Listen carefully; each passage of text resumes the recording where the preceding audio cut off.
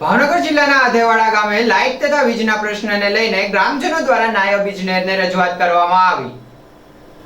આધેવાડા ગામમાં છેલ્લા કેટલાક વર્ષથી રહેણાંક તથા ખેતી વિસ્તારમાં વીજળીનો પુરવઠો દિવસમાં વારંવાર જતો રહેતો હોવાથી તેમજ વીજ પુરવઠો પાવર ડીમ ફૂલ થયા કરતો હોવાથી આર્થિક નુકસાન તેમજ ઉનાળાના દિવસોમાં વારંવાર વીજ પુરવઠો જવાથી ઘણી મુશ્કેલીઓ સહન કરવી પડતી હોય આ વીજ પુરવઠા જવાના લીધે ઘણા ધંધાર્થીઓને તેમના સામાનનું તેમજ વીજ જવાના લીધે ધંધા બંધ રહેવાને લીધે આર્થિક નુકસાન થાય છે।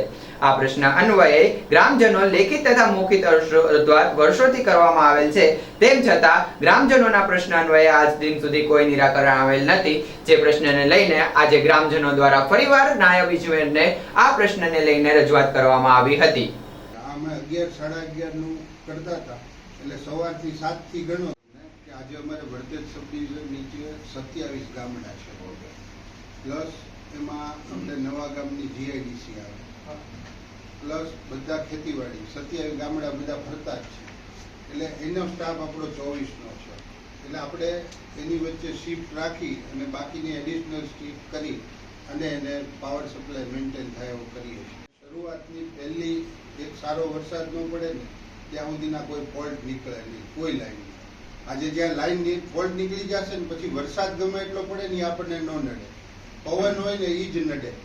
એટલે આ દેવાડા જેજીવાય જે ફીડર છે ને એ ફીડર 36 કિલોમીટર લાંબી લંબાઈ છે અને કેટલા એના એચટી પોલ છે